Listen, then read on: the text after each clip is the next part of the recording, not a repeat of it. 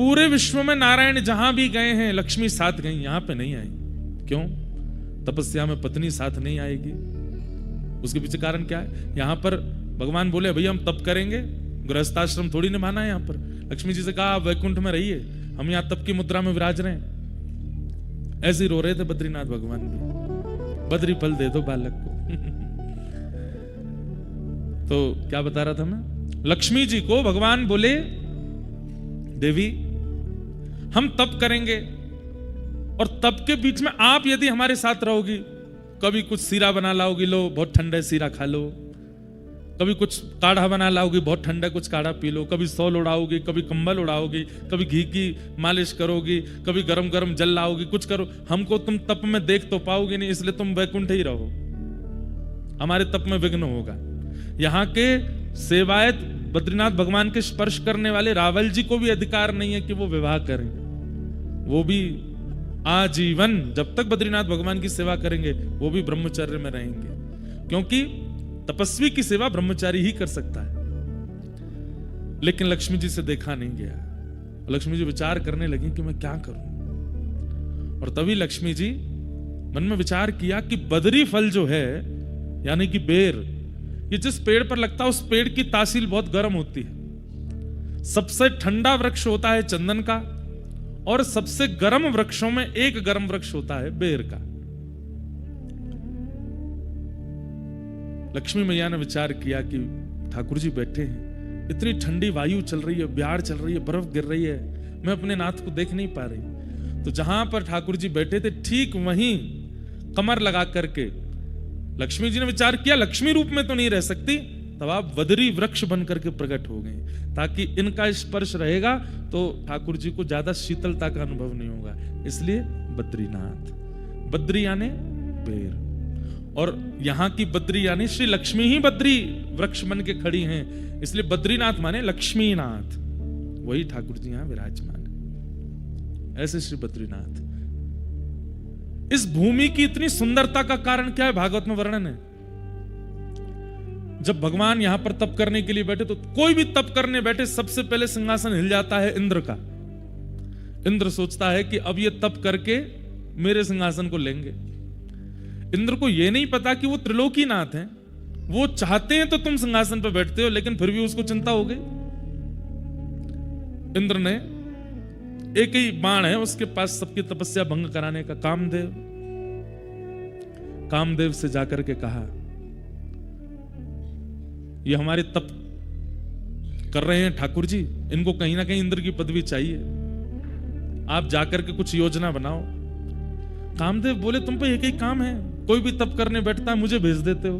महादेव ने जला करके भस्म कर दिया था मुझको, नारद जी से तुमको कुछ हुआ, नारद जी के लिए भेज दिया, यही करते रहते हो। अभी भगवान तप कर रहे हैं, करने दो उनको। वो नहीं नहीं नहीं नहीं, देवलोक की रक्षा के लिए जाओ। तो कामदेव जब आता है, कोई ऐसा नहीं कि वो पुरुष, वो माहौल बनाता है ताकि चित्त में काम का प्रादुर्भाव हो। और माहौल के लिए उसने क्या किया? सुंदर पवन बहने लगी, सुंदर सुंदर वृक्ष प्रकट कर दिए इन पर्वतों पर, ऐसी सुंदरता फैला दी। यहां थोड़ी दूर पर फूलों की घाटी है, हेमकुंड साहिब जाते हैं वहां पर, ऐसे सुंदर पुष्प हैं, विश्व के सबसे सुंदर पुष्पों की घाटी है यहां पर। कामदेव ने सुंदर पुष्प, सुंदर वृक्ष, सुंदर सब कुछ व्यवस्थित कर दिया कि देख करके सबके चित्त में काम प्रकट होने लगे। लेकिन ठाकुर जी की तपस्या को भंग नहीं कर पाया। ठाकुर जी तो मंद मंद मुस्कान लगे, कोई बात नहीं, अच्छा है हमारे आश्रम को, ये भगवान का आश्रम है बद्रिकाश्रम, एक प्रकार से आप ठाकुर जी के आश्रम आए हो। बोले अच्छा है, हम तो तपस्या में बैठे हैं, सेवकगण है नहीं, बढ़िया कामदेव पूरे आश्रम को सजा रहा है, अच्छा है सजा लो। एक बाण चलाया वायु का, दूसरा बाण चलाया सुंदर वातावरण का, लेकिन तब भी ठाकुर जी का मन बिल्कुल विचलित नहीं हुआ। तब उसने तीसरा बाण चलाया, सुंदर सुंदर अप्सराओं को भेज दिया। कोई नृत्य कर रही है, कोई गा रही है, कोई श्रृंगार कर रही है, कोई ठाकुर जी के लिए प्रसादी बना रही है, सब ठाकुर जी को चारों ओर से घेर लें। ठाकुर जी मंद मंद मुस्कुरा रहे हैं, देख करके बढ़िया है, आनंद करने तो।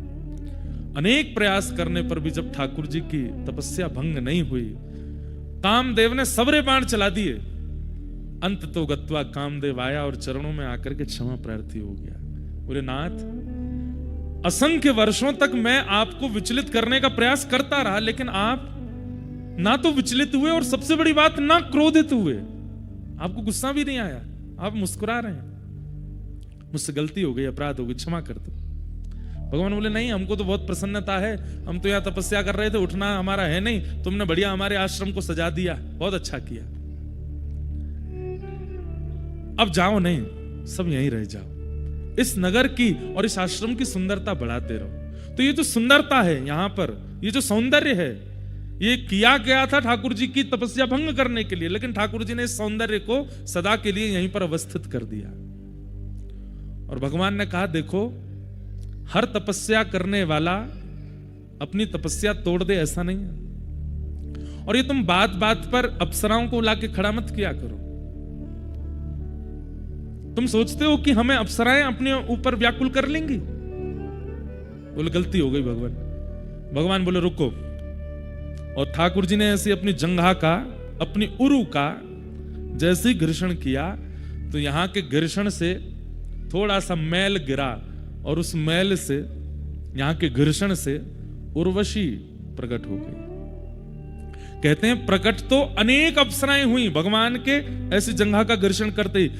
ऐसी अप्सराएं प्रकट हुई, ऐसी अप्सराएं प्रकट हुई कि इंद्र अपनी अप्सराओं से सबके मन को विचलित करता है, लेकिन ठाकुर जी के जंघा से जैसे ही अप्सराएं प्रकट हुई, स्वयं कामदेव विचलित हो गया। बोले मैंने सुंदरताएं बहुत देखी, ऐसी नहीं देखी। भगवान बोले अब तुम जो जिनको लेके आए थे उनको तो यहीं व्यवस्थित कर दो, इनमें से किसी एक को ले जाओ। और उनमें से एक को लेकर के इंद्र गए हैं, वही उर्वशी है, जिनकी आराधना करने से सुंदर पत्नी की प्राप्ति होती है, ऐसा कहते हैं। सुंदर पत्नी की प्राप्ति होगी, सुंदर रूप की प्राप्ति होती है, सौंदर्य की प्राप्ति होती है। उर्वशी, उर्वशी का भी जन्म स्थान है यही बद्रीनाथ। लेकिन तब देवताओं ने आकर के हाथ जोड़ करके ठाकुर जी की आराधना की।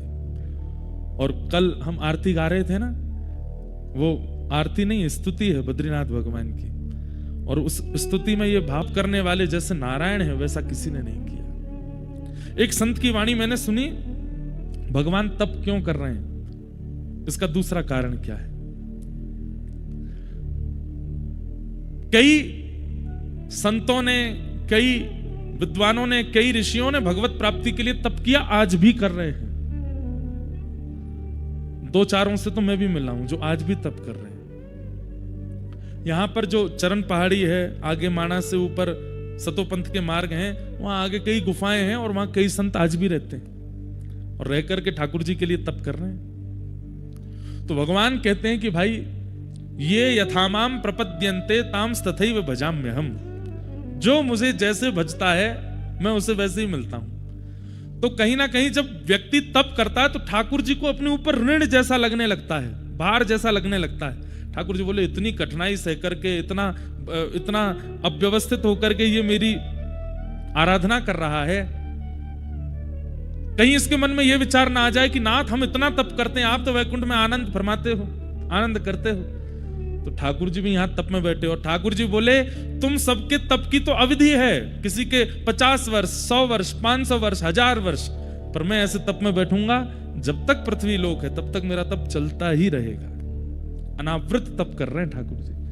तो कभी अगर ठाकुर जी के सामने कोई गुस्सा करता है, हे नाथ पत्नी छोड़ दी, बच्चे छोड़ दिए, सब छोड़ छाड़ करके हम भजन करते हैं और आप हम पर कृपा नहीं कर रहे, ठाकुर जी बोले हम भी कर रहे हैं, बद्रीनाथ में जाके देख ले, शिकायत मत करें हमसे, हमने भी पत्नी बच्चे छोड़ दिए, अपने एकांत में रह करके हम भी भजन कर रहे हैं।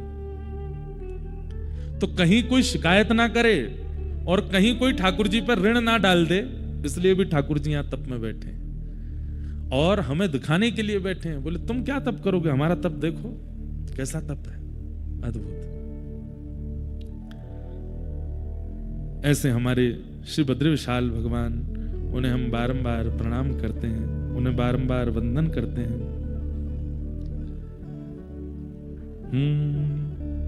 शक्ति गौरी गणेश सारद नारद मुनि उच्चारणम, योग ध्यान अपार लीला श्री बद्रीनाथ विश्वम्भरम् श्री बद्रीनाथ विश्वम्भरम् इंद्र चंद्र कुबेर दिनकर धूप दीप निवेदितम् सिद्ध मुनि जन करत जय जय श्री बद्रीनाथ विश्वम्भरम् श्री बद्रीनाथ विश्वम्भरम् श्री बद्रीनाथ विश्वम्भरम्। और आशेष सुमिरन करत निस दिन ध्यान धरत महेश्वरम् श्री वेद ब्रह्मा करत स्तुति बद्रीनाथ विश्वम्भरम् श्री बद्रीनाथ विश्वम्भरम्।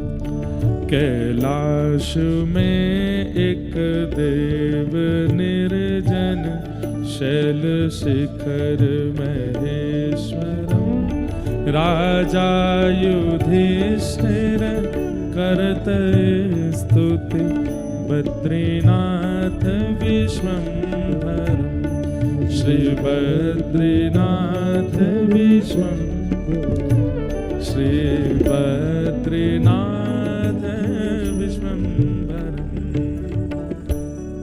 विश्वम्भर विश्व के जो पालक हैं ऐसे श्री बद्रीनाथ भगवान, उन्हें हम बारंबार प्रणाम करते हैं। जिनकी आराधना यहाँ इंद्र भी करते हैं, चंद्र भी करते हैं, सूर्य भी करते हैं, कुबेर भी करते हैं, शेष भी करते हैं, महादेव भी करते हैं, यक्ष किन्नर सब आकर के यहाँ पर स्तुति करते हैं। ऐसे बद्री विशाल भगवान को हम बारंबार प्रणाम करते हैं। कितनी बात बताएं, हमको तो आती रहती है कोई ना कोई बातें। स्वर्ग का मार्ग भी यही है। अच्छा, आज सुबह एक भावना चित्त में आई, स्वर्ग का रास्ता, यहीं से पांडव लोग गए थे स्वर्गारोहण को। स्वर्ग का रास्ता तो यह है, पर वैकुंठ का रास्ता, वैकुंठ का रास्ता कहां है बताओ? किसी को पता है? वैकुंठ का रास्ता शरीर, ये शरीर ही वैकुंठ दिलाता है। ये दो चार पहिया गाड़ी होती है, वही ले जाती है कहीं ना कहीं। ऐसे ये चार पहिया हैं हमारे, दो हाथ दो पैर, ये दो आंखें, ये दो हेडलाइटें हमारी। ये पेट्रोल डालने वाला जो टैंक होता है वो ये रहा, मुंह यहीं से जाता है सब। पेट जो है टैंक है। कोई गाड़ी की 50 लीटर होती है, कई 60 लीटर, कोई 80-90 लीटर। ऐसे हम सबके भी लीटर बने हुए हैं।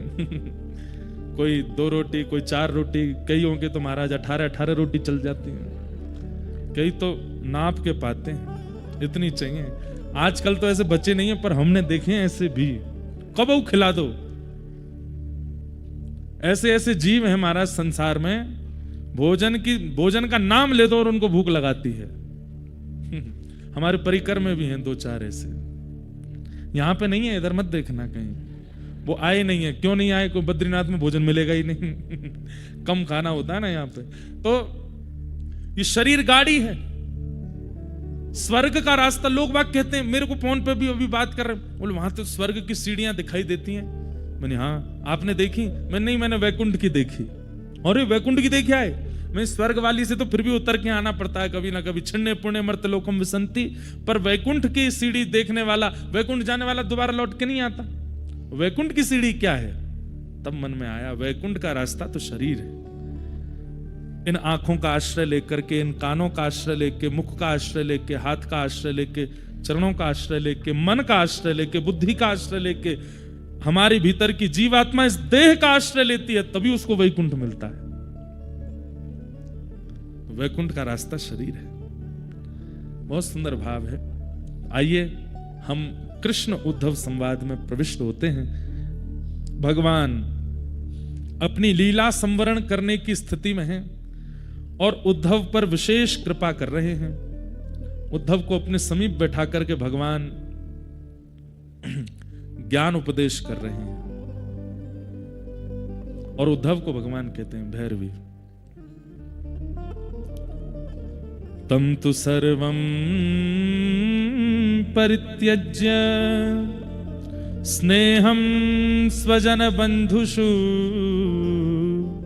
मय्यावेशय मनः सम्यक् समदृक् विचरस्वगान्। उद्धव को भगवान आज्ञा कहते हैं।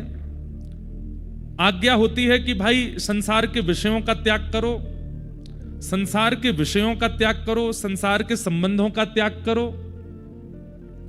पर यहां पर ठाकुर जी ने एक विशिष्ट शब्द का प्रयोग किया, स्नेहम, स्नेह का परित्याग करो। भले ही पत्नी का त्याग ना करना पड़े, बच्चों का त्याग ना करना पड़े, कुल खानदान संपत्ति का त्याग ना करना पड़े, संसार की प्रवृत्ति का त्याग ना करना पड़े, पर इस संसार में जो आपका स्नेह है, अत्यंत आसक्ति है, उसका त्याग करो, उसका त्याग करो। स्नेह का त्याग। बंधुओं, ये जो हम कल से यहां प्रवचन सुन रहे हैं ना, मुझे पढ़ते पढ़ते इतना आनंद होता है, इतना रोमांच हो जाता है चित्त में। क्यों? क्योंकि ये बातें स्वयं श्री कृष्ण बोल रहे हैं, स्वयं ठाकुर जी बोल रहे हैं। वेद व्यास जी बोल रहे हो, शुकाचार्य जी बोल रहे हो, आचार्य चरण बोल रहे हो, तब भी हमको आनंद होता है। पर जब स्वयं भगवान बोल रहे हैं तो एक प्रकार से प्रमाणित हो जाता है कि भाई स्वयं ठाकुर जी बोल रहे हैं, तो इस बात को तो मानना है। ठाकुर जी यहां पर स्नेह के परित्याग की बात कह रहे हैं कि स्नेह का त्याग करो, सबके प्रति जो तुम्हारी आसक्ति है उसका त्याग करो। उद्धव जी महाराज सुन रहे हैं और उद्धव जी तुरंत प्रश्न करते हैं, योगेश योग विन्यास योगात्मन योग संभव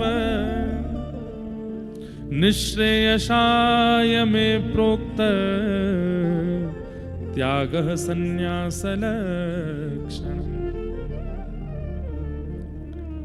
बंधुओं, अगर किसी व्यक्ति को रोटी की भूख लगी हो और आप उसको दूध निवेदित कर दो, क्या उसका पेट भरेगा तृप्ति से? नहीं भरेगा। किसी व्यक्ति को रोटी की भूख लगी है, आप उसको दूध ऑफर करो, दही ऑफर करो, पानी ऑफर करो, कुछ भी, मतलब रोटी के अलावा कुछ भी देने का प्रयास करो। अब मरता क्या नहीं करता वाली स्थिति में तो वो कुछ भी खा लेगा, लाओ भाई दो, कुछ भी जाए, पेट तो बचे। लेकिन उसकी तृप्ति रोटी से ही होने वाली है। भगवान यहां पर स्नेह के परित्याग की बात क्यों कर रहे हैं? स्नेह क्या है? आत्मा का आहार है। बहुत ध्यान से सुनिएगा। हम आपसे एक बात कह दें, पूर्व की कथाओं को छोड़िए, आगे होने वाली कथाओं को भी विचार मत कीजिए। सब जगह भक्ति, प्रेम आदि आदि सब उत्सव आदि प्रधान रहते हैं, यहां ज्ञान प्रधान है और जीवन लाभकारी ज्ञान प्रधान है इस कथा का। इसलिए बहुत ध्यान से सुनिएगा। आलस्य को आने मत दीजिएगा। कुंभकर्ण की पत्नी है निद्रा देवी, उससे तो 100 फीट दूर रहिएगा, कहीं भी आक्रमण ना करे, क्योंकि मौसम ऐसा है कि हो सकता है। बहुत ध्यानपूर्वक सुनिए। ठाकुर जी कह रहे हैं, उद्धव,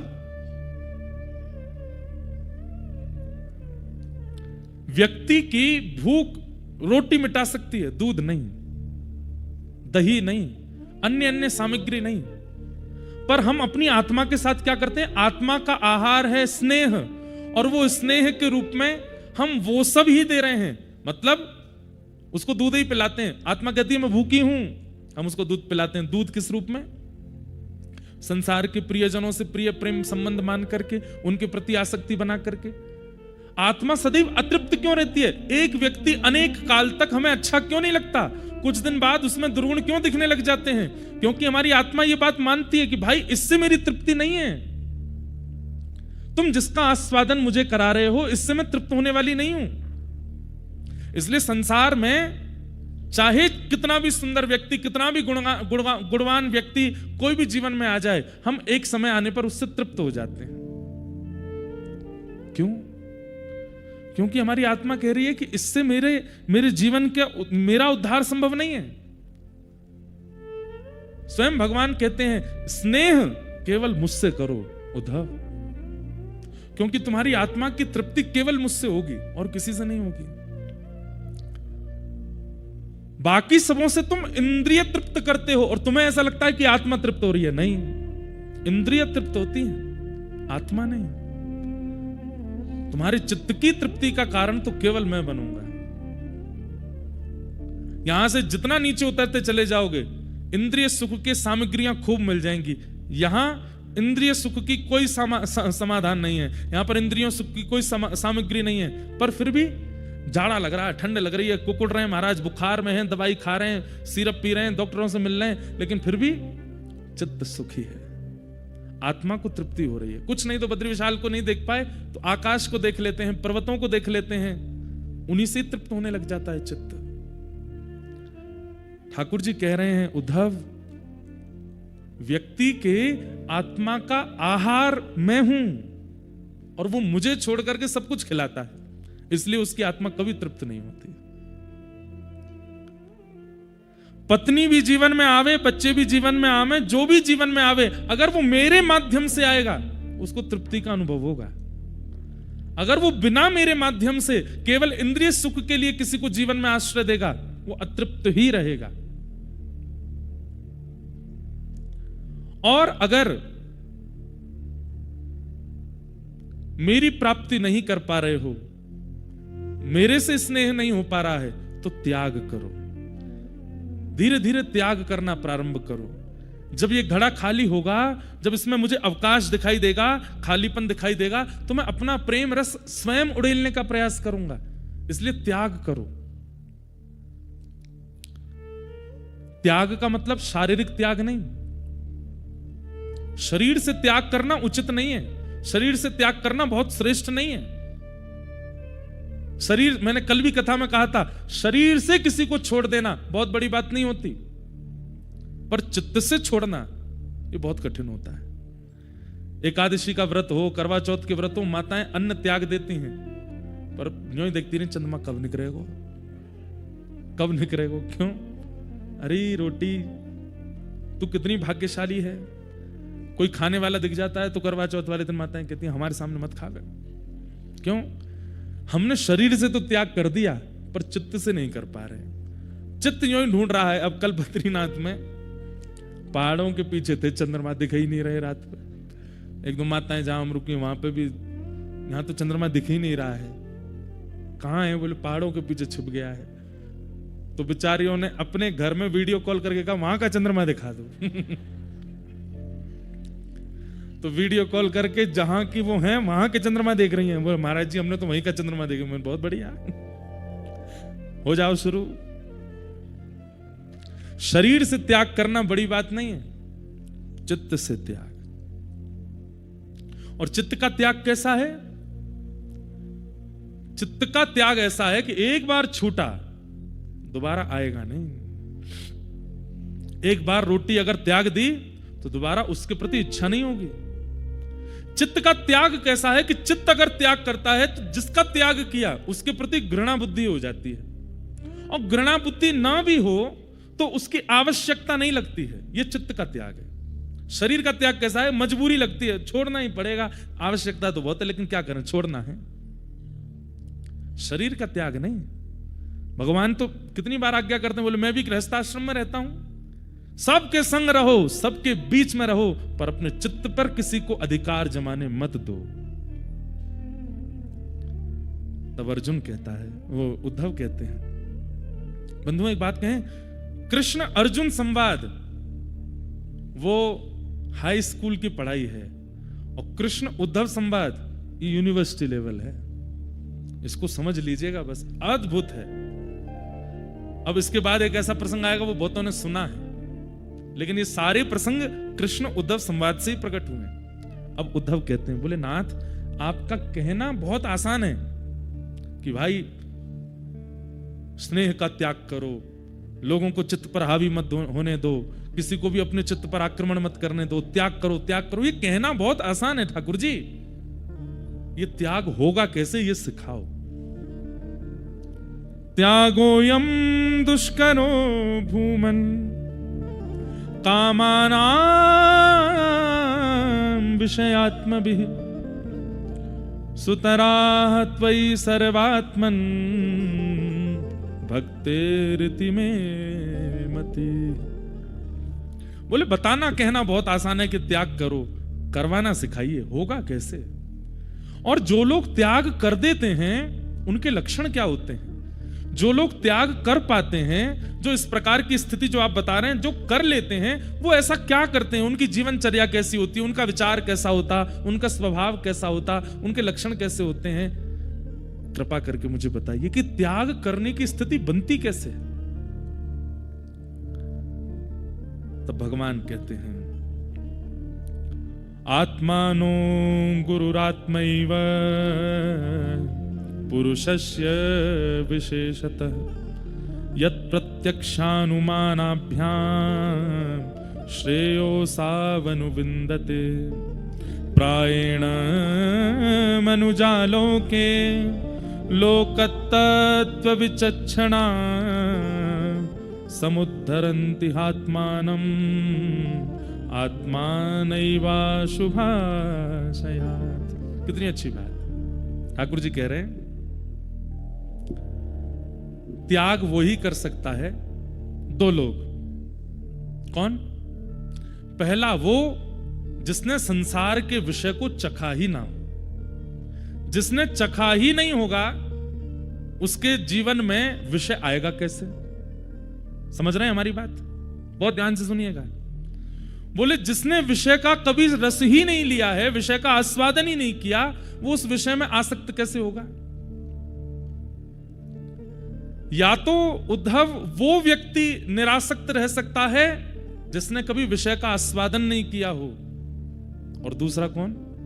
बोलो जिसने अतीत में आस्वादन कर लिया हो। उद्धव बोला बीच में कोई नहीं है। बोले या तो आस्वादन ही नहीं किया हो या अतीत आस्वादन कर लिया हो, ये दो ही लोग निरासक्त हो सकते हैं। मध्यस्थ कौन है? भगवान बोले मध्यस्थ वो है जो संपूर्ण विश्व को गुरु में मान करके हर स्थिति से कुछ ना कुछ अनुभव कर लेता हो, पूरे विश्व के चलन चाल को पहचान जाता हो, विश्व का ज्ञान जिसको हो गया हो। सीधी बात, ज्यादा कॉम्प्लिकेटेड नहीं करेंगे। तीन लोग निरासक्त हो सकते हैं। पहला जिसने कभी विषय का आस्वादन नहीं किया हो वो, दूसरा जिसने विषय का अतिशय भोग कर लिया हो, अब ऊब चुका हो वो, तीसरा जिसने ज्ञान मार्ग लेकर के गुरुजनों का आश्रय करके और ज्ञान मार्ग से इस विषय का बिना आस्वादन किए ही सब कुछ जान लिया हो कि इस विषय का क्या फल है, ऐसा करने से क्या होता है, इससे क्या होगा, इससे क्या होगा। तीन ही लोग हैं जो निरासक्त रह सकते हैं। अब हम आप सब कौन सी श्रेणी में जा सकते हैं बताओ? पहली वाली तो निकल चुकी है, विषय का आस्वादन ना किया हो, ऐसा तो यहां कोई बैठा नहीं है। हां, आज भी कई पापजन्य विषय हैं संसार के, उनका हमने स्पर्श तक नहीं किया है, लेकिन फिर भी संसार के कई विषयों में हम सब लोग आ चुके हैं। अब आस्वादन एक बार चख लिया है तो अब तो वो जाने वाला है नहीं। अब अतीत किया तो प्रतीक्षा करो कि अति में चख लें, इतना कर लें कि महाराज एक दिन उससे पूरा मन ही भर जाए। तो इसमें भी भय है, क्या पता मन भरा ही नहीं तो करते ही चले गए पाप हो गया। तो हमारे पास तीसरा रास्ता बताया, क्या? ज्ञान मार्ग। और ज्ञान मार्ग का मतलब क्या है? गुरु शरणागति का मार्ग। गुरुजनों के आश्रय में बैठ करके उद्धव, जो व्यक्ति सत्संग श्रवण करता है, गुरुवाणी श्रवण करता है, गुरु आज्ञा श्रवण करता है, मेरे द्वारा किए गए प्रवचनों को श्रवण करता है, ऐसा व्यक्ति बिना विषय का आस्वादन किए बैठे बैठे श्रवण इंद्रिय से ही विषय निवृत्त हो सकता है। कैसे? आप हलवाई की दुकान पर खड़े थे, लड्डू बन रहा था, आप देखते जा रहे हैं, अब घी डाल दिया, इसमें शक्कर डाल दिया, इसमें बेसन डाल दिया, अब तो इसमें जो है बढ़िया भुने हुए बादाम डाल दिए, अब तो इसमें जो है काजू डाल दिया, किशमिश डाल दी, बढ़िया घोंट रहे हैं महाराज, उसकी सुगंधी बेसन की आ रही है। आहा, अब तो बस यूं लग रही है कब बढ़िया लड्डू बने, गोल गोल गरम गरम मिले हमको। इतने में ही हम पीछे से किसी ने बुलाया तो हम एक क्षण के लिए पीछे गए, लौट करके आए तो देखने लगे अब तो लड्डू बन रहे हैं, अब तो खाने का मन हो रहा है। इतने में ही किसी ने आकर के बोला ये लड्डू मत खाना, आपने कहा मैं इसको इतनी देर से देख रहा हूं और इसका आस्वादन करने के लिए मेरी जीभ बिल्कुल लालायित बैठी है, आप मना कैसे कर सकते हो? बोले जैसे तुम पीछे गए थे ना, बोले हाँ, तभी एक सामग्री ऊपर से गिरी, उस सामग्री का नाम था विष, और वो विष इसमें गिर गया है। लेकिन ये लड्डू वाला केवल अपने लड्डू बेचना चाहता है, ये सोच रहा है इतनी सामग्री बन गई है, बर्बाद चली जाएगी, इसमें अभी अभी विष गिरा है, इसके बाहरी परकोटे पे मत जाओ, ये बादाम पर आकृष्ट मत हो, तुम काजू पर आकृष्ट मत हो, इसका बेसन और देसी घी और इसके खांड का दर्शन मत करो, इसकी सुगंधी पे मत जाना, इसमें विष गिरा हुआ है, खा लोगे नीले पड़ जाओगे, प्राण निकल जाएंगे तुम्हारे। क्या होगा? जैसे ही सुना और प्रमाण भी मिल गया कि हाँ पास में एक शीशी पड़ी है, उस पर लिखा था ऊपर पॉइजन, गिर गई है उसमें, क्या करोगे? भले आप 1 घंटा हलवाई की दुकान पर खड़े खड़े उसको देख रहे थे, जीभ लपलपा रहे थे, खाना है खाना है, पर जैसे ही पता चला कि इसमें विष है, खाओगे आप? चाहे आपकी प्रबल इच्छा हो गई है उसको खाने की, आप बिल्कुल अपलक नेत्रों से लड्डू देख रहे हैं और आपका बस मन हो रहा है कब ये मेरी जीभ पर जाए, लेकिन पता चल गया है कि इसमें विष है, पाएंगे आप? नहीं पाएंगे। फिर भी कोई पाएगा? हाँ ना कछु तो बोलो भैया, नहीं पाएंगे ना।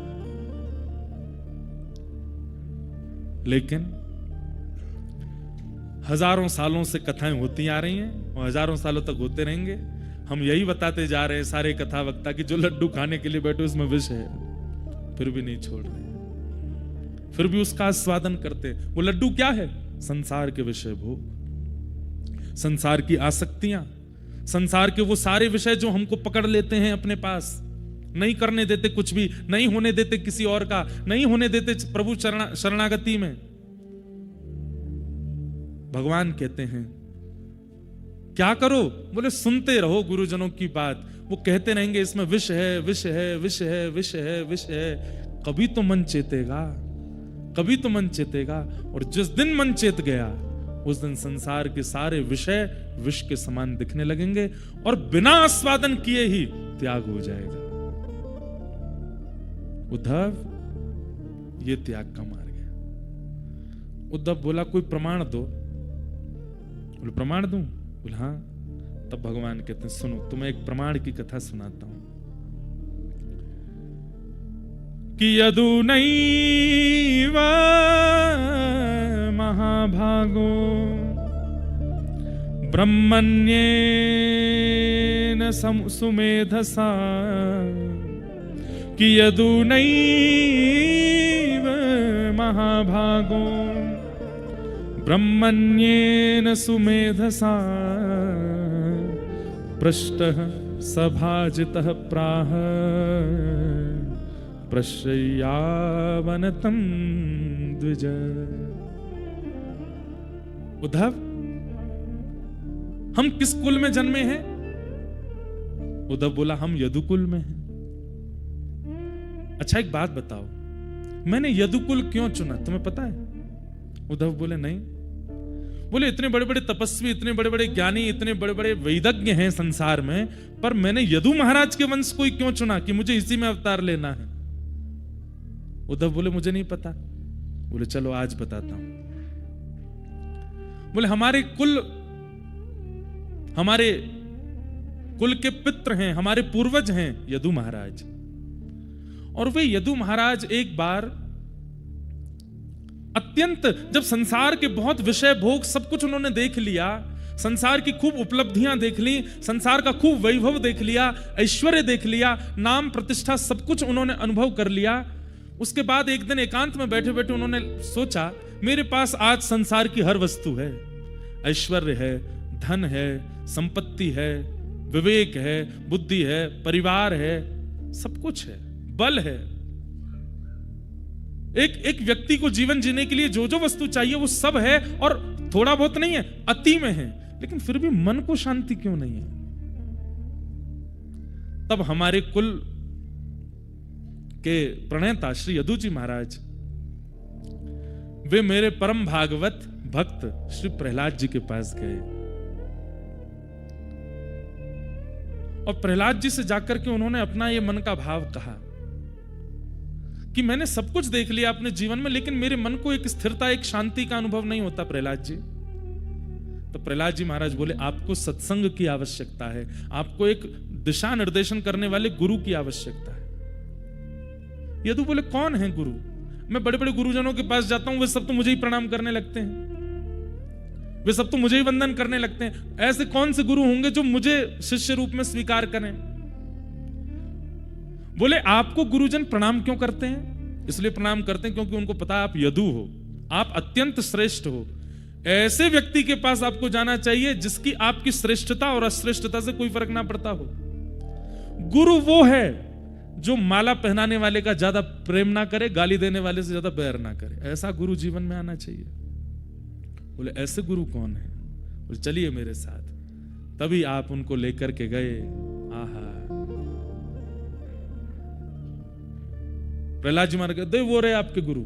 यदु महाराज ने देखा क्या है, तभी देखा तो मिट्टी पूरे अंग पर लपेटी हुई है, कहीं भस्म लगा रखी है, कूड़ा कचड़ा पड़ा है, पूरी मिट्टी से अपने तन को लपेट रखा है, पतला दुबला शरीर है, बड़ी जटाएं हैं। आहा, लेकिन मिट्टी में ऐसे धसे हुए हैं, पर जहां जहां से मिट्टी का अवकाश है वहां से ऐसा लगता है जैसे मानो दिव्य तेज प्रकट हो रहा हो। कौन है? भगवान के परम अवतार अवधूत चिंतन श्री गुरुदेव दत्त, श्री दत्तात्रेय भगवान। बोलो दत्तात्रेय भगवान की जय। बोलिए हमारे पीछे अवधूत चिंतन श्री गुरुदेव दत्त। बोलिए। ये भगवान के गुरु स्वरूप के अवतार हैं श्री दत्तात्रेय। अनसुईया मैया उनके पातिव्रत की परीक्षा लेने के लिए ब्रह्मा विष्णु महेश तीनों गए और तीनों ने जाकर के भिक्षा मांगी। अनसुईया मैया बोली क्या चाहिए भिक्षा में? बोले आप दुग्ध पान करा दीजिए। तुरंत अनसुईया मैया ने तीनों को छोटा बालक बना दिया और छोटे छोटे बालक, गोद के बालक बना करके ब्रह्मा विष्णु महेश तीनों को दुग्ध पान करा दिया। तीनों इतने प्रसन्न हो गए, बोले मां हम आपके पातिव्रत पर बार बार वारी वारी जाएं, न्योछावर जाएं। हम इतना सुंदर रूप धारण करके, युवावस्था धारण करके आए और आपने हमारी बात भी रख ली और हमारा अपना कार्य भी कर दिया, कुछ अपना पातिव्रत भी नष्ट नहीं होने दिया, छोटे छोटे बालक बना दिया हमको। कृपा कर दीजिए, अब आपने अपने वक्ष का दूध पिलाया है तो हम आपके यहाँ संतान रूप धारण करके आएंगे। और अनसुईया मैया के यहाँ पर वही तीनों एक रूप धारण करके आए, श्री दत्तात्रेय भगवान। और श्री दत्तात्रेय भगवान के रूप में उनका इसलिए दत्तात्रेय जी के 3 मुख हैं, ब्रह्मा भी हैं, शिव भी हैं और नारायण भी हैं। दत्तात्रेय प्रकट हुए। दत्तात्रेय के पास कौन गए हैं? श्री यदु महाराज। और यदु महाराज ने जाकर के थोड़ी देर उनकी स्थिति देखी। भोजन नहीं करते हैं, कोई दे जाए तो खा लेते हैं। स्नान नहीं करते हैं, कोई व्यवस्था कर जाए तो स्नान कर लेते हैं। मतलब स्वयं चेष्टा कुछ भी नहीं करते। लेकिन उनके मुखमंडल को देख के क्या लग रहा था? परम प्रसन्न और परम आनंद। यदु महाराज बोले सब कुछ मिलने के बाद भी जो मुझे नहीं है, कुछ ना भी होने के बाद वो इनके पास है। यदु महाराज ने कहा आप करते धरते कुछ है नहीं, आप कहीं आते जाते हैं नहीं, आपका घर परिवार है नहीं, फिर भी आप इतने प्रसन्न कैसे हैं, इतने निरासक्त कैसे हैं? किसी वस्तु में आपकी आसक्ति क्यों नहीं है? कोई आपके सामने करोड़ों की संपत्ति धर जाता, आप उससे आसक्त नहीं होते। कोई गाली दे जाता, आप उससे बैर नहीं करते। इन सब का कारण क्या है? इतनी समरसता आपके अंदर कैसे आ गई? ऐसा कौन सा ज्ञान है आपके पास जिससे आप ऐसे बन गए हैं? दत्तात्रेय भगवान बोलते हैं बैठो, मेरे 24 गुरु हैं और उन 24 गुरुओं के बारे में मैं तुम्हें बताऊंगा, जिनके कारण मुझे यह प्राप्त हुआ। बंधुओं, दत्तात्रेय भगवान के 24 गुरु हैं। इसका एक कारण क्या है?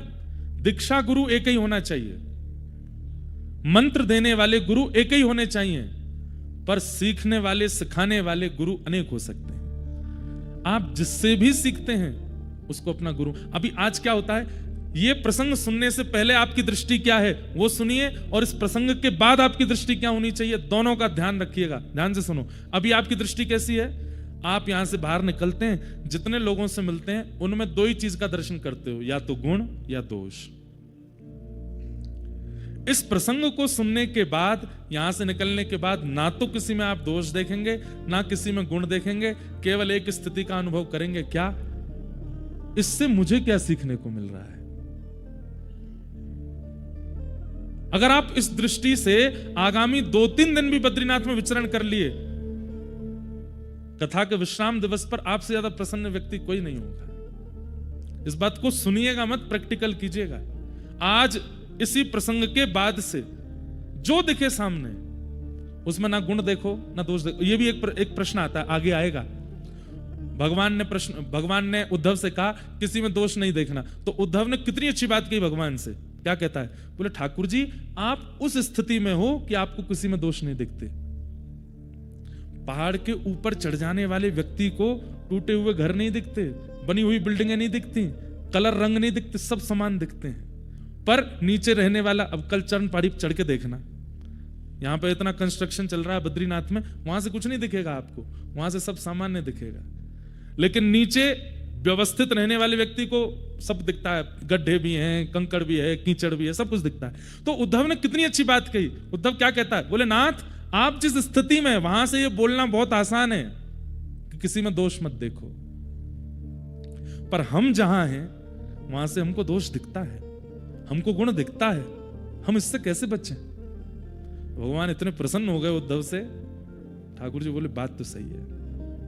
जब व्यक्ति करोड़पति बन जाता है ना, बहुत पैसा कमाने लगता है, और किसी व्यक्ति को बहुत मेहनत करता हुआ देखता है, तो वो करोड़पति व्यक्ति उसको ज्ञान देता है, फिर इतना पैसे के पीछे क्यों भाग रहे हो, रात दिन हमको देखो, रात में सो जाते हैं 10 बजे, सुबह उठ जाते हैं 6 बजे, समय देते हैं पत्नी को भी, बच्चों को भी, अपना समय से काम पे जाते हैं, सब करते हैं। तुम्हारी तरह नहीं 24 घंटा जो है लगे पड़े हैं कि बस यहां से भी पैसा मिले, वहां से भी पैसा मिले, ये भी मुझको 200 दे दें, यहां से भी 500 मिल जाए। वो व्यक्ति कहता है मेरी स्थिति में आके कहना ये बात, तुम अपनी स्थिति में हो, तुम करोड़पति हो भाई, तुम तो बोलोगे ही कि इतना भागदौड़ क्यों करनी, पर हम तो अभी सामान्य हैं, हमको तो करना पड़ेगा। उद्धव की बात भगवान को बहुत अच्छी लगी। भगवान ने हृदय से लगा लिया उद्धव को। बोले उद्धव, ये पहली बार हुआ था जहां ज्ञान देते देते ठाकुर जी पूछने वाले से प्रसन्न हो गए उद्धव से। भगवान ने हृदय से लगा, उद्धव मुझे तुम बहुत अच्छे लगते हो, कितनी अच्छी बात कह रहे हो, ये वास्तविकता है।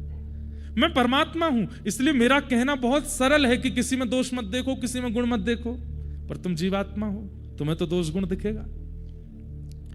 ठीक है, दोष गुण दिखने की प्रवृत्ति नहीं जाएगी ना, नहीं जाएगी तो फिर एक काम करो। बोले क्या? इतना तो तुमको करना पड़ेगा। बोले क्या?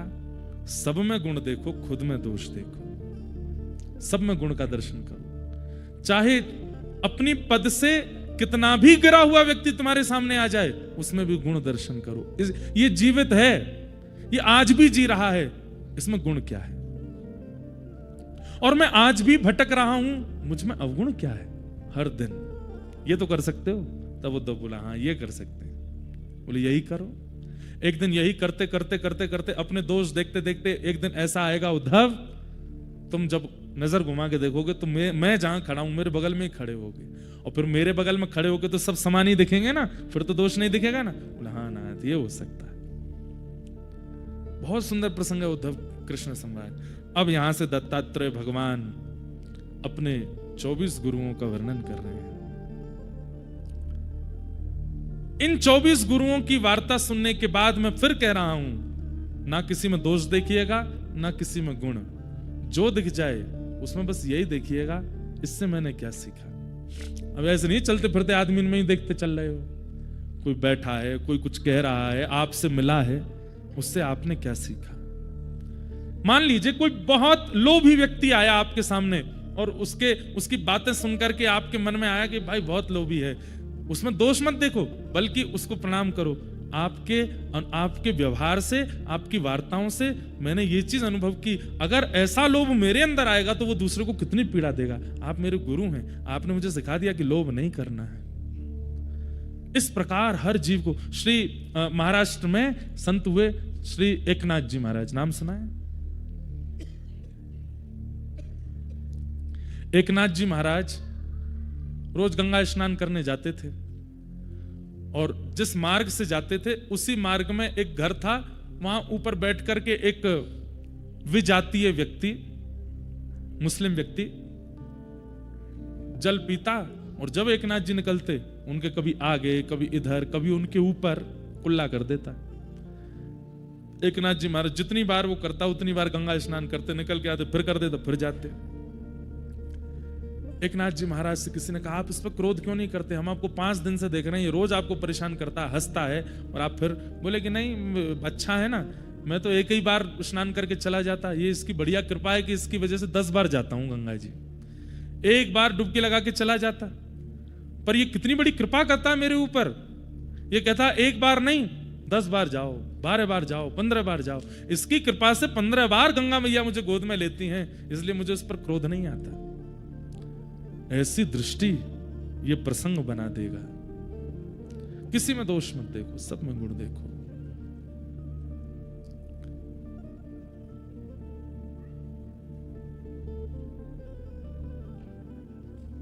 चाहे हार हो चाहे जीत हो, गुरु चरण में मेरी प्रीत हो। चाहे हार हो चाहे जीत हो, गुरु चरण में मेरे प्रीत हो। गाइए। चाहे हार हो चाहे जीत हो, गुरु चरण में मेरी प्रीत हो।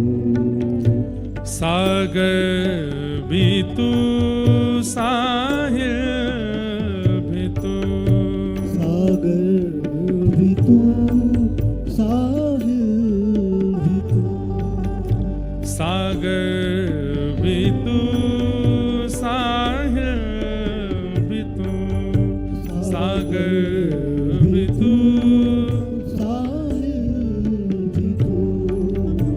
मझधार और माझी भी तू, मझधार और माझी भी तू, मझधार और माझी भी तू, मझधार और माझी भी तू। तुम मद भरा संगीत हो, तुम मद भरा संगीत हो। गुरु चरण में मेरे प्रीत हो। चाहे हार हो चाहे जीत हो, गुरु चरण में मेरे प्रीत। बोलो सद्गुरुदेव भगवान की।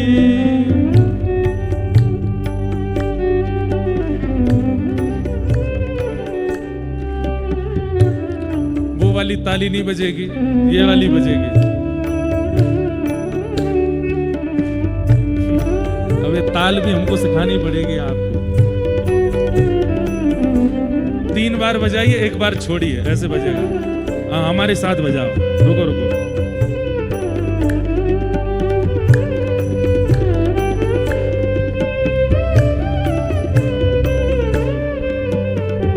तीन बार बजाना है, 1 बार छोड़ना है।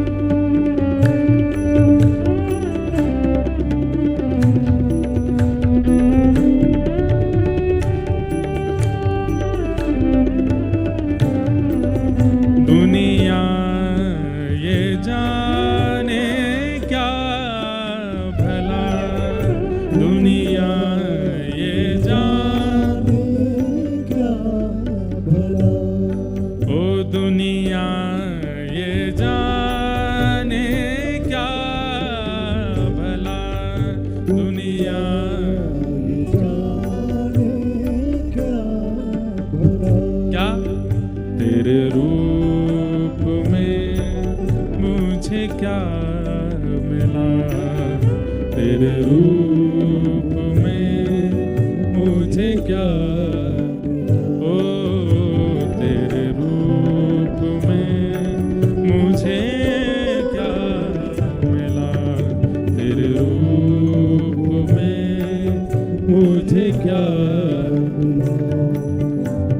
प्रकृति का तुम एक गीत हो, प्रकृति का तुम एक गीत हो, गुरु चरण में मेरे प्रीत हो, चाहे हार हो चाहे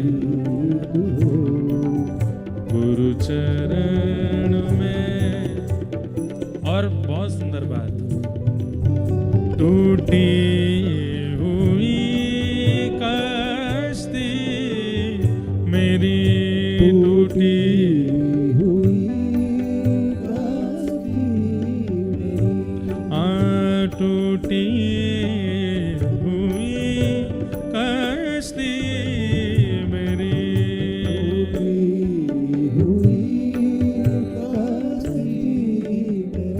ओ तेरे भरोसे है पड़े, तेरे भरोसे हे गुरुवर मेरे मन मीत हो, गुरुवर मेरे मन मीत हो, गुरु चरण में मेरे प्रीत हो, चाहे हार हो चाहे जीत हो, गुरु चरण में मेरे प्रीत हो, चाहे हार हो चाहे जीत हो, गुरु चरण में मेरे प्रीत हो, चाहे हार हो चाहे जीत हो, गुरु चरण में मेरे प्रीत हो, हाँ गुरु चरण में मेरे प्रीत हो, गुरु चरण में मेरे प्रीत हो। दत्तात्रेय भगवान अपने 24 गुरुओं के बारे में बता रहे हैं। बंधुओं, हमने एक महीना कथा करी है 24 गुरुओं के ऊपर। दत्त धाम नासिक में मास कथा हुई थी और वहां प्रत्येक गुरु को एक दिन एक गुरु पर थोड़ी देर चर्चा करते थे। 30 दिन में 24 गुरु हो पाए थे, परंतु यहां हम ज्यादा इसका विस्तार नहीं करेंगे, लेकिन आप लोगों को करना चाहिए। यहां 24 गुरुओं से दत्तात्रेय भगवान क्या सीख रहे हैं वो बता रहे हैं, पर इन 24 गुरुओं के नाम सुनिए और इनसे आप क्या सीखते हैं ये आपको बताना चाहिए। हम कई कथाओं में ये होमवर्क दे चुके हैं श्रोताओं को। हम बोलते हैं जब भी दत्तात्रेय भगवान का प्रसंग आता है कि यहां दत्त भगवान जिस जिससे जो सीख रहे हैं वो तो आप सुन ही रहे हो, पर उनसे आपने क्या अनुभव किया वो आपको बताना है। आप भी करके देखना, किसी की बहुत इच्छा हो जाए 24 गुरुओं पर, आज जितने गुरु हो जाएं, हो सकता है 24 पूरे भी हो जाए। मन के ऊपर मन लग गया तो एक ही गुरु पर ज्यादा देर हो जाएगा, मन भाव आया तो 24 गुरु पूरे हो जाएंगे। इन 24 गुरुओं को सुनिए और इन गुरुओं का आप अनुभव कीजिए कि आपने इनसे क्या सीखा, या ऐसा आपको क्या पता चला कि उससे भी मानव सीख सकता है इन 24 के अंदर। इनके अलावा तो आप सीखते रहिए दुनिया से, पर इन 24 को ही देखिए।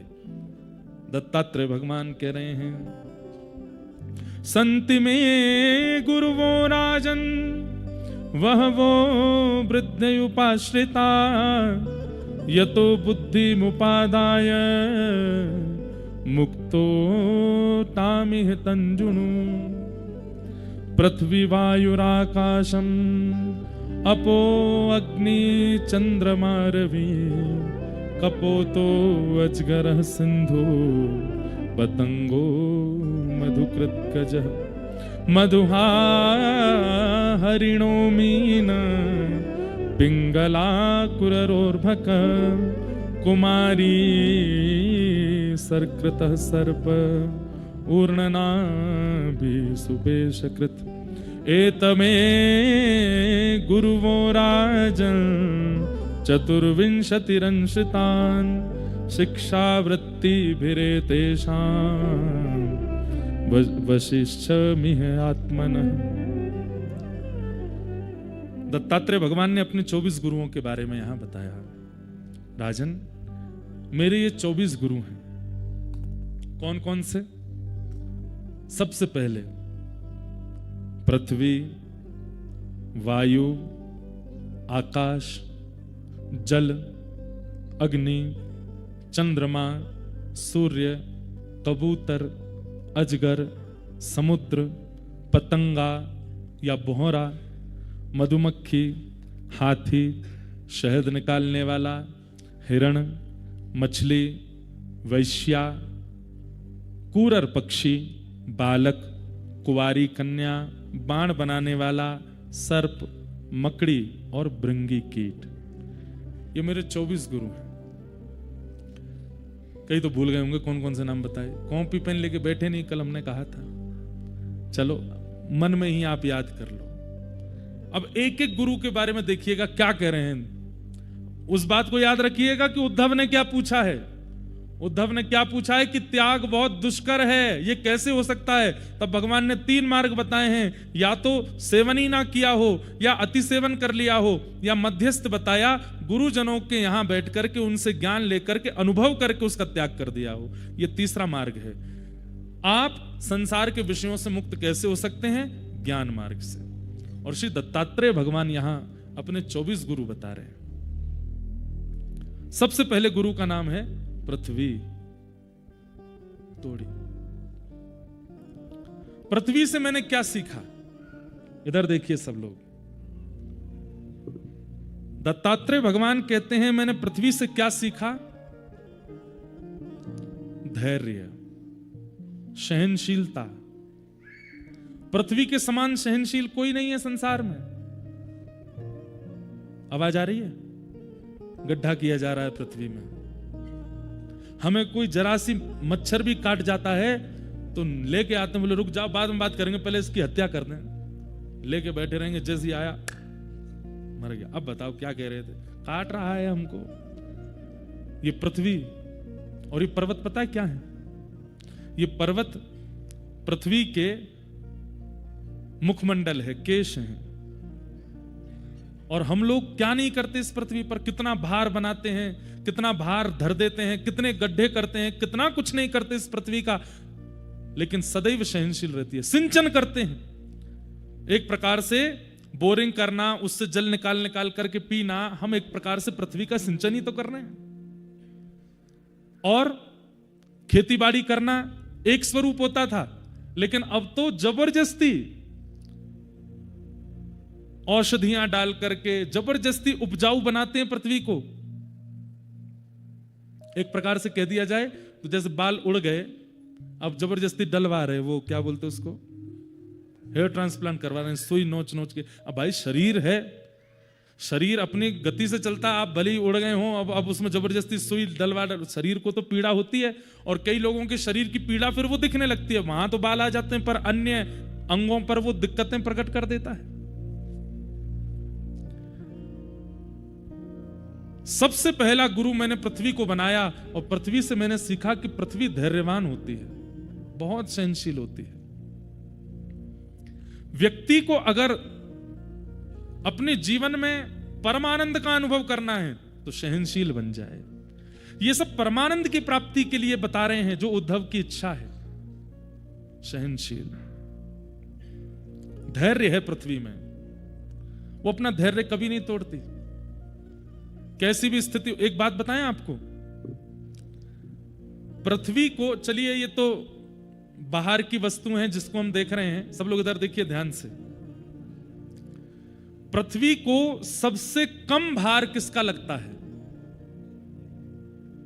वैष्णवों का, जो चित्त से भगवत भजन करते हैं, दिन रात ठाकुर जी के स्मरण में रहते हैं, उन लोगों का भार बिल्कुल नहीं लगता पृथ्वी को। और पृथ्वी को सबसे ज्यादा भार किनका लगता है?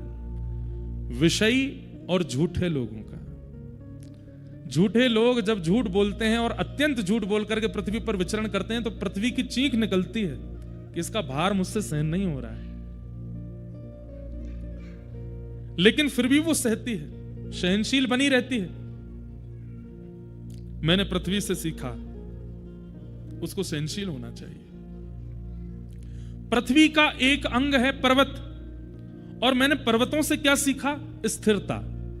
चाहे जो हो जाए, पर्वत अपना स्थान नहीं बदलते, पर्वत यथावत रहते हैं। आज नरनारायण पर्वत हैं, करोड़ों वर्षों से यही हैं। आज कैलाश पर्वत है, करोड़ों वर्षों से वही हैं। पर्वत अपना स्थान परिवर्तन नहीं करते। दत्तात्रेय कहते हैं चाहे जितनी ऊंची स्थिति मिल जाए, चाहे जितनी गिरावट जीवन में आ जाए, अपने स्थान का, अपने स्वभाव का, अपनी स्थिति का परित्याग नहीं। सदा सम रहो, सदा दीन रहो। ये मैंने पर्वतों से सीखा, जो कि पृथ्वी का ही अंग। अभी पृथ्वी गुरु ही चल रहा है। स्थिरता मैंने सीखी। इसी पृथ्वी पर वृक्ष प्रकट होते हैं, और वृक्षों से मैंने क्या सीखा? उदारता। वो अपने लिए नहीं जीते। वृक्षों का जीवन सदा दूसरों के लिए होता है। पृथ्वी के पत्ते भी दूसरों के काम आते हैं, वृक्षों के पत्ते भी दूसरों के काम आते हैं, वृक्षों की छाया भी दूसरों के काम आती है, वृक्षों के फल भी दूसरों के काम आते हैं। वृक्ष की एक भी वस्तु ऐसी नहीं है जो वो अपने प्रयोग में धारण करता हो। सब कुछ दूसरों को दे देता है। और छांव, फल, सुगंधी पत्तों से जब हम ऊब जाएं तो वृक्ष अपने प्राण तक त्याग देता है हमें तपाने के लिए। मैंने वृक्षों से क्या सीखा? उदारता, परोपकार। तो परोपकार का गुण, स्थिरता का गुण और सहनशीलता का गुण, ये मैंने अपने प्रथम गुरु से सीखा। पृथ्वी, मैंने इनको गुरु बनाया।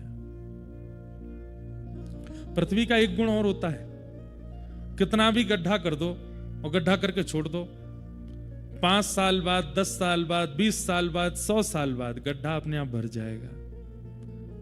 पृथ्वी अपने आप अपने रिक्त स्थान को भर देती है। ये मैंने पृथ्वी से सीखा। तो मेरी प्रथम गुरु कौन है? पृथ्वी। सबसे विशेष हमें क्या सीखना है? धैर्य। धैर्यता जीवन में लाइए, पेशेंस। हम लोग बहुत जल्दी विचलित हो जाते हैं। आजकल विवाह नहीं टिकते लोगों के। क्यों? धैर्य नहीं। भाई एक बात आपको माननी पड़ेगी कि विवाह निभाने से चलता है। यह तो सामान्य बात है कि कोई व्यक्ति बहुत पास रहेगा, समीप रहेगा, तो कुछ दिन बाद उसके अवगुण दर्शन होंगे, उसकी योग्यताएं अयोग्यताएं लगने लगेंगी। उसमें हमें करना क्या है? बोले धैर्य रखो, बस पेशेंस रखो।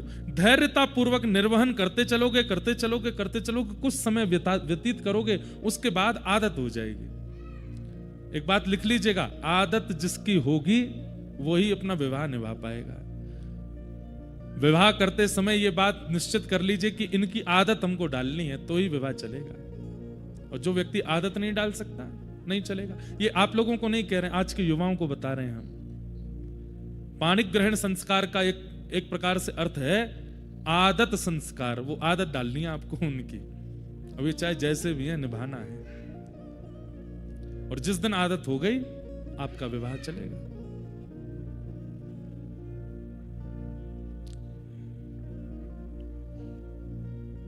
निभाना सीखिए, पेशेंस। अपने अंदर स्थिरता लाओ, धैर्यता लाओ। मैंने दूसरा गुरु किसको बनाया? पृथ्वी। पृथ्वी के बाद मेरे दूसरे गुरु कौन है? वायु। ये वायु मेरे दूसरे गुरु हैं। वायु का लक्षण क्या है बताओ?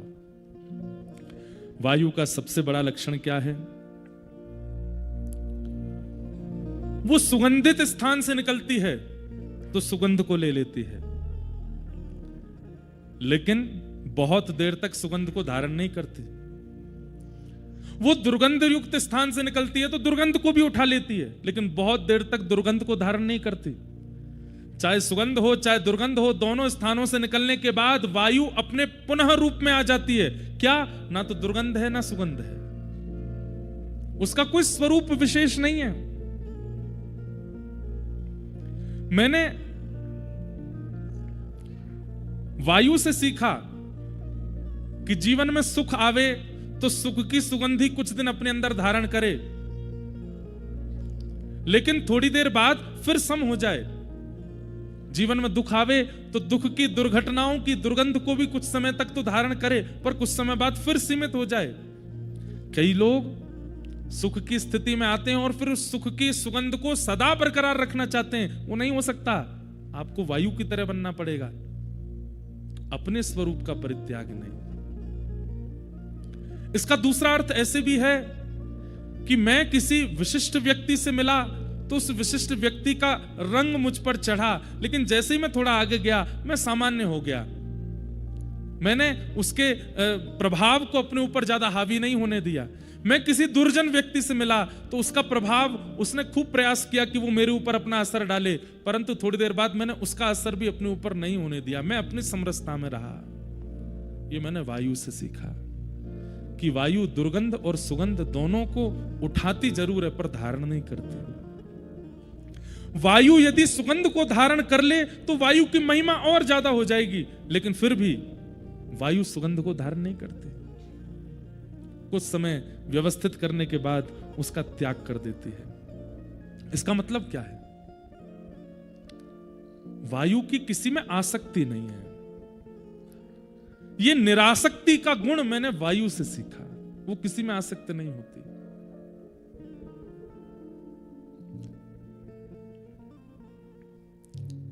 किसी संत के पास किसी ने जाकर के माला पहना दी और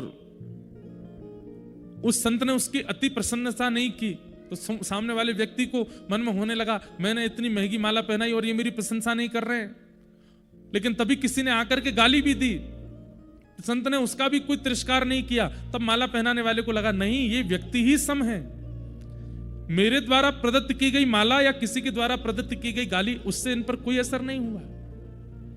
हमारे वृंदावन में स्वामी श्री हरदास जी महाराज, एक बार उनका दर्शन करने के लिए बादशाह अकबर आया।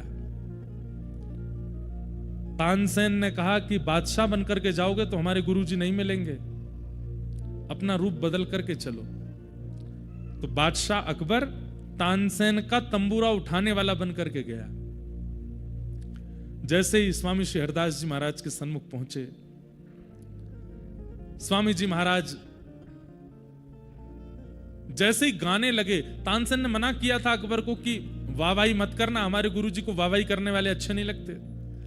लेकिन अकबर खूब सोच के गया वाहवाही नहीं करूंगा, लेकिन आदत से मजबूर जैसे ही स्वामी जी ने गाना प्रारंभ किया, अकबर के मुख से वाह वाह वाह निकल पड़ी।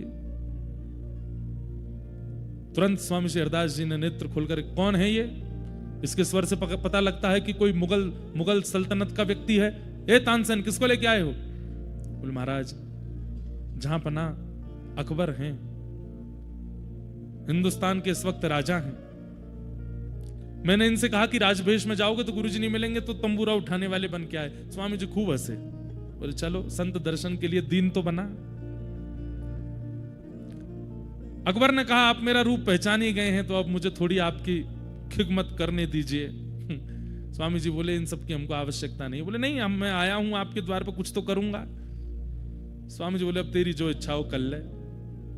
अकबर ने अत्यंत मूल्यवान मणियों का एक हार, स्वर्ण में मंडित, जिसका मूल्य उस काल के भारत में कोई आकलन नहीं कर सकता था, ऐसा अमूल्य हार मणियों का निकाल करके स्वामी जी के गले में पहना दिया। स्वामी जी ने पहन लिया। अकबर के मन में आया कि इतना अमूल्य हार मैंने पहनाया है, ये मेरे से बड़े प्रसन्न रहेंगे, मेरी बड़ी वाहवाही करेंगे। अब 4 लोग आएंगे, उनसे भी कहा करेंगे कि देखो अकबर ने मुझे ऐसे ऐसे हार पहनाया। स्वामी जी तो सबके मन की जानते हैं। इतने में स्वामी जी ने कुछ अलाप लगाया, तो जैसे ही गाने लगे तो हिंसक जीव पशु पक्षी सब वहां इकट्ठे होने लगे और दूर बैठ करके स्वामी जी को सुनने लगे। तभी एक हिरण आया और स्वामी जी के बगल में आकर के बैठ गया। स्वामी जी ने वही हार उतार करके हिरण को पहना दिया। अकबर बोला रुकिए रुकिए रुकिए, ये क्या कर रहे हैं, क्या कर रहे हैं? इतने में तो हिरण भाग गया वहां से, हार पहन करके वन में चला गया।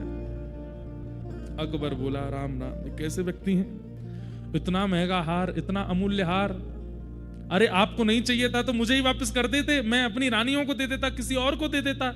एक हिरण को पहना दिया, इतना भी मूल्य नहीं समझा आपने मेरे द्वारा प्रदत्त की गई सामग्री का?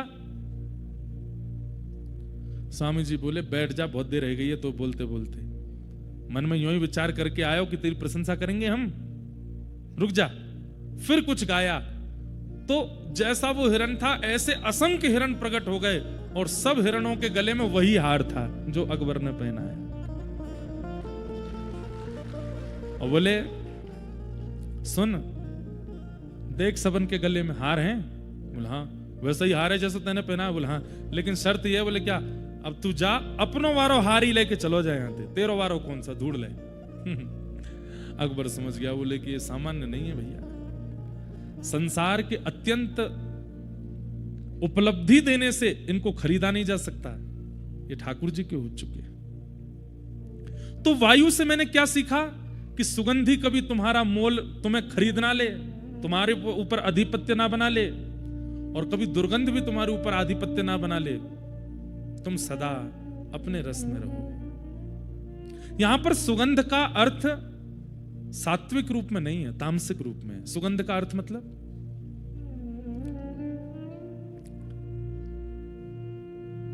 ऐसे जीव, ऐसे लोग जो आपको संसार के विषय कैसे प्राप्त होंगे वही मार्ग बताते हैं, वो सुगंध है। और दुर्गंध कौन? बोले पापी, दूषित कृत्य करने वाले लोग। इन दोनों को ही अपने चित्त पर आधिपत्य ना दिलाना, ये मैंने वायु से सीखा। वायु से मैंने ये सीखा, वायु से मैंने सीखा वो पवित्र रहती है, वो कभी किसी को अपने ऊपर आधिपत्य नहीं करने देते। मैंने तीसरा गुरु किसको बनाया? मेरे तीसरे गुरु का नाम है आकाश। ये आकाश मेरे तीसरे गुरु हैं। और इनसे मैंने क्या सीखा? बोलिए सब जगह विराजमान है, ऐसी दुनिया में कोई स्थिति नहीं है जहां आकाश ना हो। अरे तीनों लोगों में ऐसी कोई स्थिति नहीं है जहां पर आकाश ना हो। आकाश का मतलब क्या होता है पता है आपको? हम आप सब लोग इस पंडाल में बैठे, आप और मेरे बीच में जो ये खाली है स्थान, ये भी आकाश है। आपके और ऊपर पंडाल के बीच में जो ये रिक्त स्थान है, यहां पर हाथ हिलाने पर जो हमें हवा का अनुभव हो रहा है, ये भी आकाश है। घड़ा है, घड़े को आपने बंद कर दिया, बंद करते ही उसके अंदर जो खालीपन भर गया है वो भी आकाश है। घड़े को खोल दिया तो वो घटाकाश महाकाश में मिल गया। हम जिसको देखते हैं वो महाआकाश है। और ये जो हमारे चारों तरफ हमें अनुभव हो रहा है, जो रिक्त है, जहां कुछ नहीं है, ये आकाश ही है। आकाश से मैंने क्या सीखा? उनकी उपस्थिति हर जगह है। ऐसा कोई भी स्थान नहीं है जहां पर आकाश नहीं है। इनसे मैंने क्या सीखा? अपने आप को ऐसा बना लीजिए कि कैसी भी व्यवस्था, कैसी भी परिस्थिति, कैसी भी स्थिति आपके सामने आ जाए, आप वहां उपस्थित होने में बिल्कुल संकोच ना करें। ये मैंने आकाश से सीखा, वो सर्वव्यापी है। मैं भले ही तन से कहीं ना रहूं, पर मेरे द्वारा दिया गया ज्ञान हजार लोग सुन के जाएं, और जहां मैं नहीं हूं वहां भी मेरी बात बता करके, मेरे वचन सुना करके किसी का जीवन उद्धारक कर रहे हूं। यह आकाश का स्वभाव है। ये मैंने आकाश से सीखा। दूसरा मैंने आकाश से क्या सीखा? वर्षा हो, आंधी आवे, ओले गिरें, धूप पड़े, ताप पड़े, चंद्रमा हो, सबसे पूरी दुनिया में तबाही हो सकती है, सबसे पूरी दुनिया की व्यवस्था अव्यवस्थित या व्यवस्थित हो सकती है, आकाश का कुछ नहीं बिगड़ता। सब है आकाश में ही, पर आकाश पर उसका कोई प्रभाव नहीं होता। आकाश अपने रूप में रहता है। वर्षा हो, आंधी हो, ताप हो, इनका किसी का भी असर आकाश पर नहीं होता है। 3 लक्षण सीखे मैंने।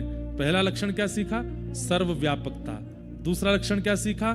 किसी भी स्थिति से हृदय पर प्रभाव ना पड़ना। और तीसरा मैंने आकाश से क्या सीखा, ये मुझे सबसे अच्छा लगा, क्या? असीमितता। मेरी कोई सीमा नहीं है, असीमित, मैं असीमित हूं। मैंने आकाश से सीखा कि अपनी सीमा तय मत कर लीजिए कि बस यहीं तक जाना है, नहीं, असीमित रहिए। अभी हैदराबाद में मेरी कथा थी भाग्यनगर में, तो वहां रामानुजाचार्य भगवान का एक सुंदर विग्रह बना है, statue of equality. Shri चिन्मयजीयर Swami ji महाराज ने वहां बनाया। उन्हीं चिन्मयजीयर स्वामी जी का स्थान है जहां मैं रुका हूं, उसके नीचे ही वहां भी उन्होंने रामानुजाचार्य जी का एक स्वरूप निर्माण किया है। तो जब मैं दर्शन करने के लिए गया तो रामानुजाचार्य जी भगवान 108 फीट के हैं, बहुत ऊंचे हैं। 108 फीट है कि ज्यादा है? ज्यादा है, 275 फीट के हैं। तो स्वामी जी से जब मैं मिला तो मैंने उनसे एक बात पूछी, बहुत ध्यान से सुनिएगा। मैंने कहा, स्वामी जी, श्री रामानुजाचार्य जी, देखो ये विराजमान है आचार्य चरण रामानुजाचार्य जी, ऐसा ही स्वरूप है वहां, ये महाराज जी ने प्रदान किए। तो मैंने कहा, महाराज जी एक मन में संशय है, आपसे पूछ लूं? तो बोले पूछिए। मैंने कहा, ये दक्षिण भारत है और जब जेठ का महीना आता होगा, भीषण गर्मी, चिलचिलाती धूप आकाश में होती होगी, उस समय पर स्वामी जी के ऊपर जब तेज प्रकाश पड़ता होगा तो कहीं ना कहीं हम तो शिष्यगण हैं, हमें देख करके ऐसा लगेगा कि हमारे आचार्य चरण जो हैं वो ताप में तप रहे हैं।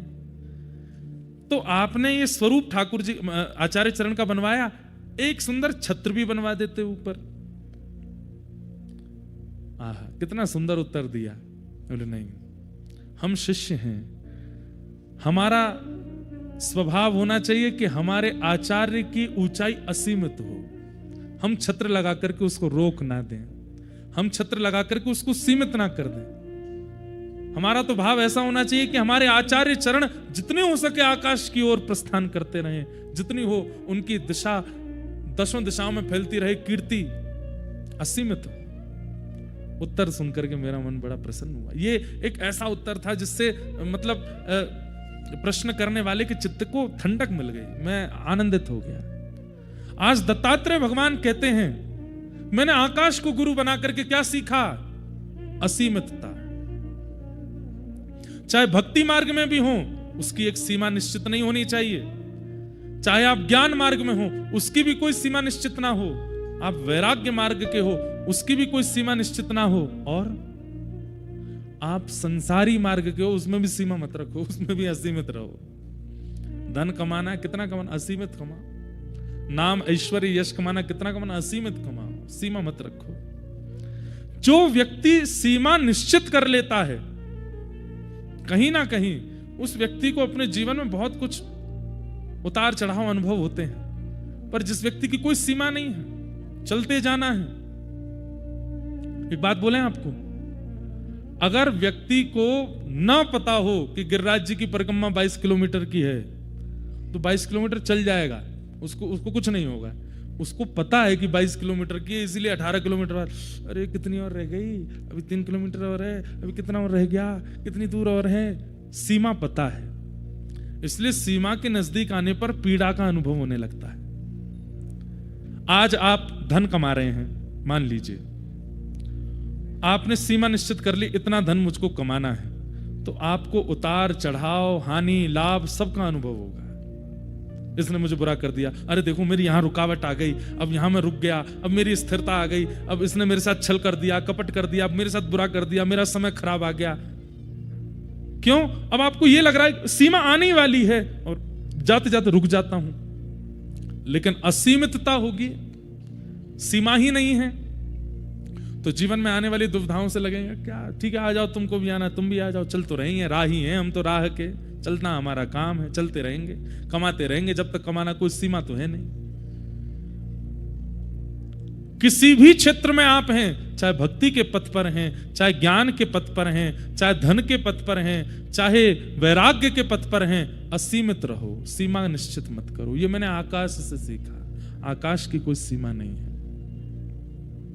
समुद्र की सीमा हो सकती है, पहाड़ों की सीमा हो सकती है, नदी की सीमा हो सकती है, दो लोगों की सीमा नहीं है। एक तो आकाश, दूसरा बताओ मन, इसकी भी कोई सीमा नहीं है। एक तो आकाश असीमित होता है और एक इंसान का मन असीमित होता है, इसकी भी कोई सीमा नहीं है।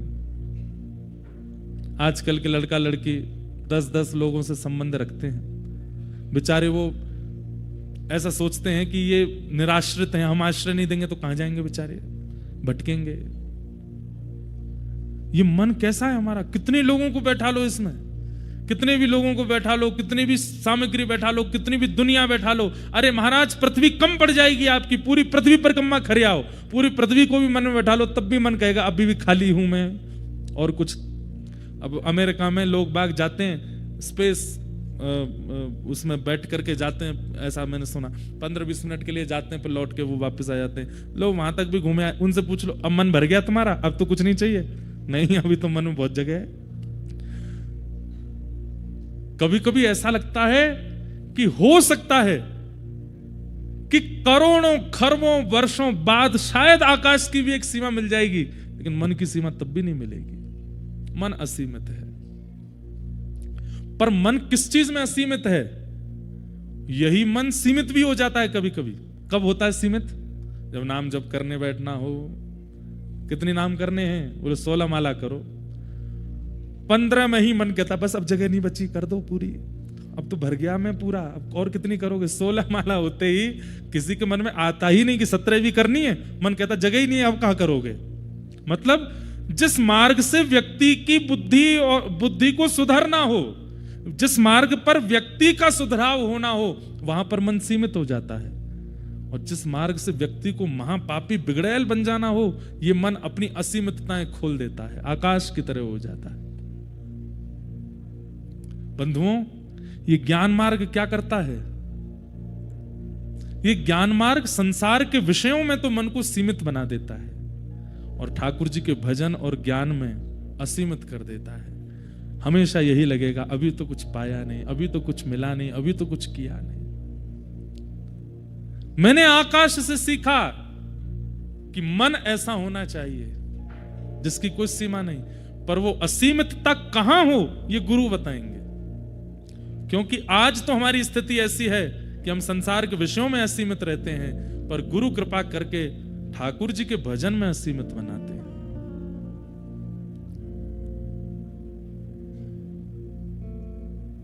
मैंने आकाश से असीमितता का लक्षण सीखा है।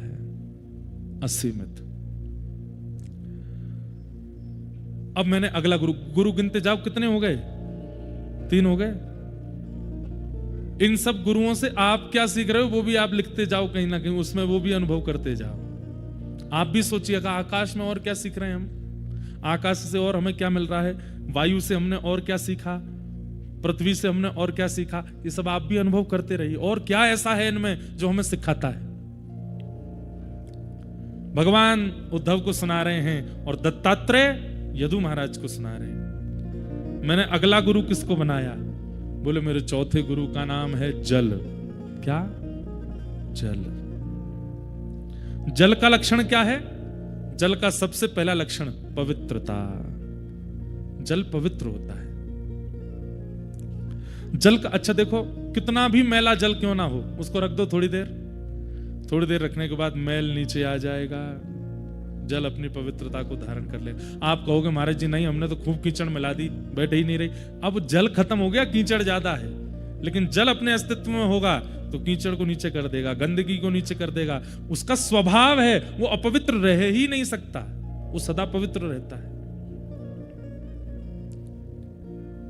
जल का स्वभाव है पवित्रता। चाहे कितने भी विषय जीवन में आ जाएं, आप कहते हैं बस थोड़ी देर का ध्यान करने दीजिए, उस विषय का त्याग तो मैं करता हूं। ये जल से मैंने सीखा कि वो अपने पवित्रता के लक्षण का त्याग नहीं करता। जल का दूसरा लक्षण मैंने क्या देखा? उसको कितना भी गर्म कर दो, कितना भी भयंकर गर्म कर दो,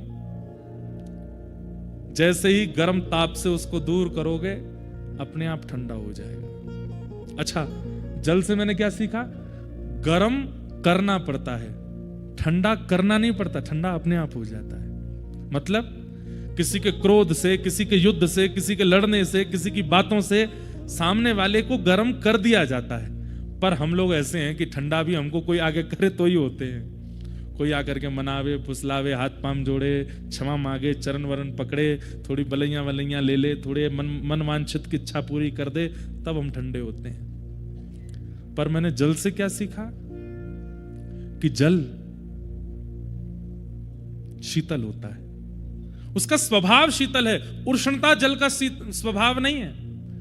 गंगा जी में यहां उंगली डाल करके देखना, कल उंगली काय को डालो, सिर डाल के देखो,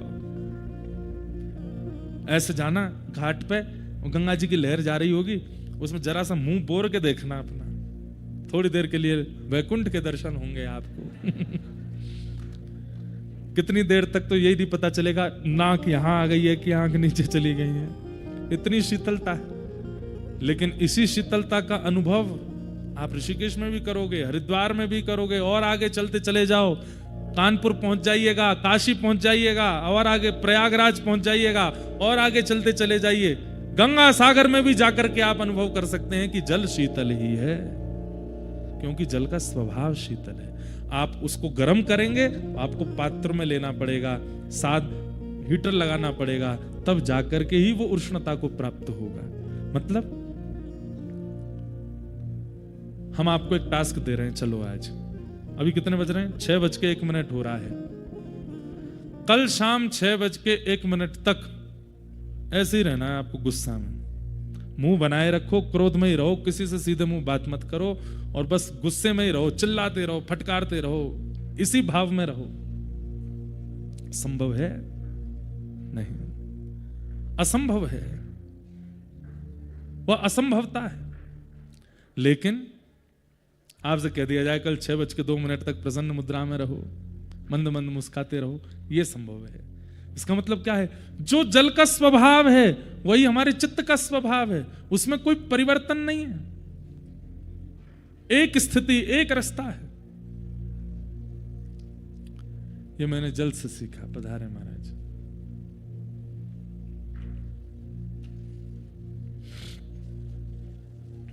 पवित्र, शीतल,